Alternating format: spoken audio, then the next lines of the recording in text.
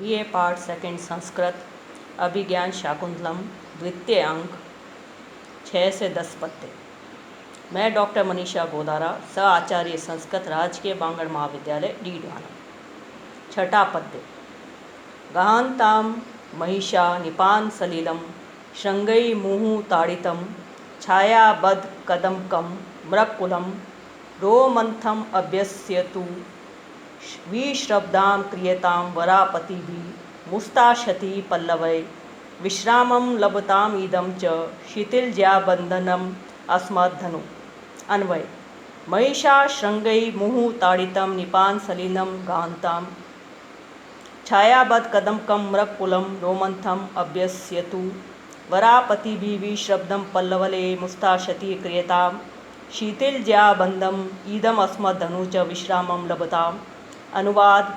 भैंसें अपने सींगों से बार बार विलोडित किए गए सरोवर के जल में स्वेच्छापूर्वक अवगाहन करें, स्नान करें, छाया में झुंड बनाकर स्थित मृग समूह जुगाली का अभ्यास करें, बड़े बड़े जंगली शुक्रों के नायकों द्वारा छोटे तालाबों में निश्चिंत होकर नागरमोथा निकाला जावे तथा हमारा यह धनुष जिसकी प्रत्यंचा का बंधन शिथिल कर दिया गया है अब विश्राम करें। विशेष निपान सलिलम। निपान का यहाँ अर्थ गड्ढे के रूप में लिया गया है जिसमें कि पानी भरा हुआ है। वैसे कीचड़ युक्त जल वाले ऐसे गड्ढों में प्राय स्नान करके आनंद लेते हैं। श्रृंगई ताड़ितम।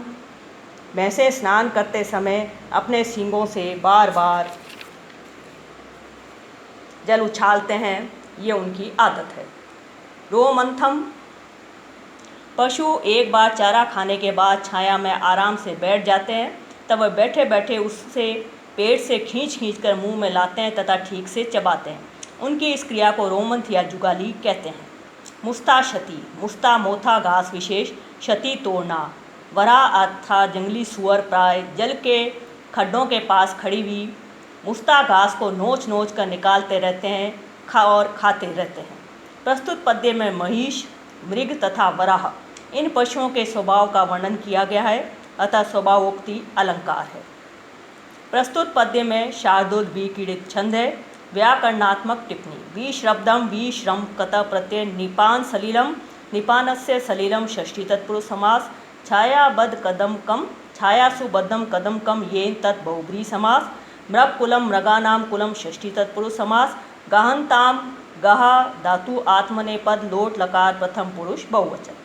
सातवां पद्य। शम प्रधानेषु तपोधनेषु गूढ़म ही दात्मकम अस्ति तेजः स्पर्श अनुकूला इव सूर्यकांता तद अन्य तेजो अभिभवात् वमन्ति।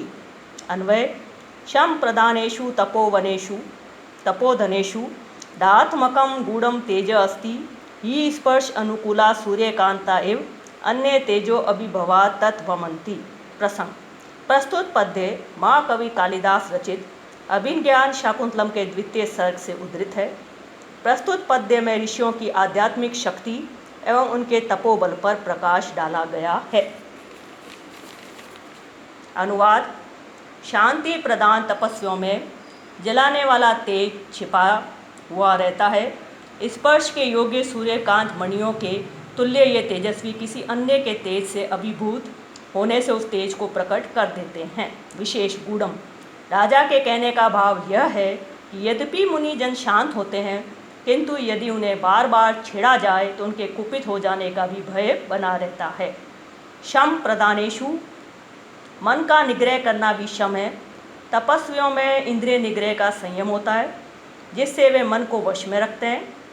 श्रवण आदि व्यतिरिक्त विषयभ्यो मनसो निग्रह शमः। सूर्यकांता। सूर्यकांता एक मणि है। सामान्य अवस्था में इसे स्पर्श किया जा सकता है, किंतु यदि इस पर सूर्य की किरणें पड़े तो इसमें से आग निकलने लगती है, स्पर्श असंभव हो जाता है। स्पर्श अनुकूला इव सूर्यकांता में श्लेषोपमा है। यहाँ पर स्पर्श अनुकूला ये विशेषण ऋषियों और सूर्यकांत मणि दोनों तरफ लगता है, अतः श्लेष है। इव का प्रयोग करने के कारण उपमा है। उपजाति नामक छंद है। व्याकरणात्मक टिप्पणी। स्पर्श स्पृश गंध प्रत्यय। गूढ़म गु गुह कथ प्रत्यय। शम प्रदानेषु शम प्रदानम येषु तेषु बहुब्री समास। तपोधनेषु तप एव धनम येषाम तेषु। 8वां पद्य सूर्युक्ति संभवम किल मुने अपत्यम तद उजितम आद अधिगतम अर्कस्य उपरि शीतिलम च्युतम एव नवमालिका कुसुमम। अन्वय शीतिलम अर्कस्य उपरि च्युतम नवमालिका कुसुमम इव तत् मुने अपत्यम किल सूर्युक्ति संभवम उजित अधिगतम। प्रसंग प्रस्तुत पद्य महाकवि कालिदास रचित अभिज्ञान शाकुंतलम के द्वितीय अंग से उद्धृत है। प्रस्तुत पद्य में राजा दुष्यंत विदूषक को ये बोध कराते हैं कि शकुंतला यथार्थ में ऋषि कन्या अर्थात ब्राह्मण कन्या नहीं है, प्रत्युत क्षत्रिय बाला है। अनुवाद डंठल से टूटे हुए अतएव आग के पौधे पर गिरे हुए चमेली के पुष्प के समान वह मुनि की संतान शकुंतला निश्चय ही अप्सरा मेनका की संतति है तथा माता के द्वारा त्याग दिए जाने पर ऋषि कनव को प्राप्त हुई है। विशेष प्रस्तुत पद्य का आशय यह है कि जिस प्रकार पुष्प नवमालिका लता से विच्छिन्न होता है, उसी प्रकार वह मुनि कन्या शकुंतला भी अपनी जन्मदात्री माता मेनका से विच्छिन्न हो गई है। जिस प्रकार कुसुम संयोग से आग के ऊपर गिर जाता है, उसी प्रकार शकुंतला भी संयोग से कनव को मुनि को प्राप्त हो गई है। अर्कस्य उपरि शीतिलम च्युतम एवं नवमालिका कुसुमम। च्युतम एवं में उपमा अलंकार है। ऐसा भाव व्यक्त कर शकुंतला के अत्यंत सुकुमार होने की अभिव्यंजना की गई है। प्रस्तुत पद्य में आर्या जाति छंद है। व्याकरणात्मक टिप्पणी अपत्यम न पतंती पितर येन जातेन न पत धातु यथ प्रत्यय। सूर्युक्ति संभवम सूर्युक्ति संभव उत्पत्ति स्थानम यस्य तत् संभवम संभु अच्छ अधिगतम अधिगम कत प्रत्यय। नम्मापत्य चित्रे निवेश्य परिकल्पित सत्वयोगा रूपोचयन मनसा विधिना कृतानु स्त्री रत्न सृष्टि अपरा प्रतिभाति सा मे धातुर्विभुत्वम अनुचिन्त्य वपुषः तस्याः। अन्वय धातु विदुत्वम तस्या वपुच अनुचिन्त्य मे सा विधिना चित्रे निवेश्य परिकल्पित सत्वयोगा मनसा नु रूपोचयन कृता अपरा स्त्री रत्न षष्ठी विभाति षष्ठी प्रतिभाति। प्रस्तुत पद्य महाकवि कालिदास रचित अभिज्ञान शाकुंतलम के द्वितीय अंग से उद्धृत है। प्रस्तुत पद्य में शकुंतला के सौंदर्य का वर्णन किया गया है। अनुवाद विधाता के सृष्टि सामर्थ्य तथा उस शकुंतला के शरीर पर पुनः पुनः विचार करके वह शकुंतला मुझे ब्रह्मा के द्वारा चित्र फलक पर रखकर उसमें प्राणों का संचार करके मानो मनोयोग पूर्वक सौंदर्य समूह से रची गई विलक्षण स्त्री रत्न की रचना प्रतीत होती है।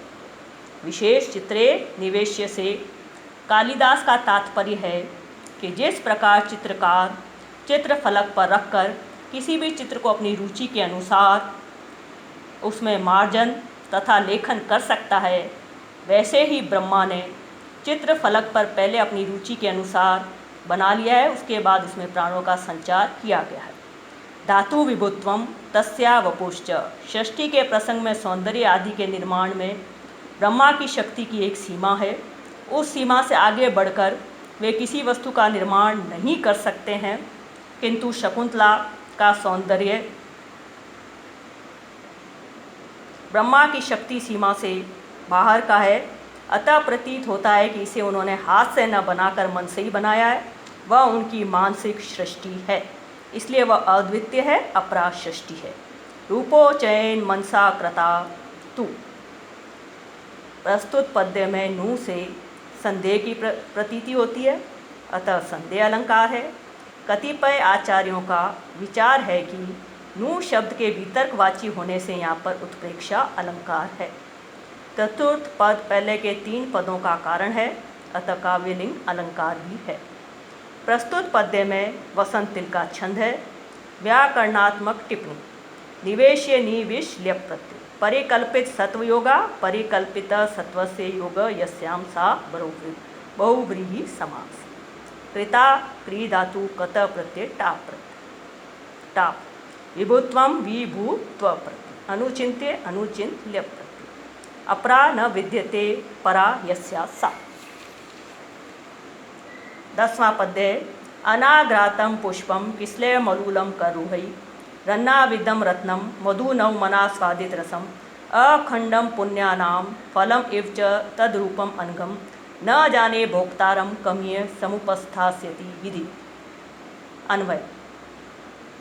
अनगम तद्रूपम अनाग्रातम पुष्पम करुहै अलूनम किसलयम अनाविद्धम रत्नम अनास्वादित रसम नवम मधु च पुण्यानाम च अखंडम फलम एव विधि इह कम भोक्तारम समुपस्थास्यति इति न जाने। प्रसंग। प्रस्तुत पद्य महाकवि कालिदास रचित अभिज्ञान शाकुंतलम के द्वितीय पद्य से उद्धृत है। प्रस्तुत पद्य में शकुंतला के सौंदर्य का वर्णन करते हुए कहा गया है, दोष रहित परम पवित्र उस शकुंतला का रूप किसी के भी द्वारा न सूंघा गया फूल है, नाखूनों से न छेदा गया कोमल पल्लव है, न विदा हुआ रत्न है, न ही आस्वादन किया गया है रस जिसका ऐसा नवीन मधु है, तथा पुण्यों के अखंड समग्र फल की तरह है। विधाता उसके लिए संसार में किसे उपभोक्ता बनाएगा ये मैं नहीं जानता हूँ। विशेष शकुंतला के सौंदर्य का वर्णन करने में जिन विशेषणों का प्रयोग किया गया है वे बड़े सार्थक एवं विशेष ध्वनि को ध्वनित करने वाले हैं। अनाग्रातम पुष्पम में जहाँ सुगंध की सत्ता ध्वनित होती है, वहीं कर रूहई अलूनम किसलयम से अक्लांता ध्वनित होती है, अनाविद रत्नम से निर्दोषता ध्वनित होती है, मधु नव मना स्वादित रसम से अत्यंत हृदय हारिता ध्वनित होती है, अखंडम पुण्या नाम से अत्यधिक अभिलषणीयता ध्वनित होती है। प्रस्तुत पद्य में मालोपमा अलंकार है। उक्त सभी विशेषणों के साभिप्राय होने से परिकर अलंकार है। प्रस्तुत पद्य में शिखरिणी छंद है। व्याकरणात्मक टिप्पणी। आग्रह कत प्रत्यय न आग्रातम अनाग्रातम नं तत्पुरुष समास लूनम लून धातु कत प्रत्यय आस्वादित रसम आन्यंत स्वद कत प्रत्यय भोक्तारम भुज धातु त्रिच प्रत्यय द्वितीया एक वचन का रूप अनास्वादित रसम अनास्वादित रसो यस्य तत् बहुब्री समास समुपस्थास्यति सम उपस्था दृढ़ लकार।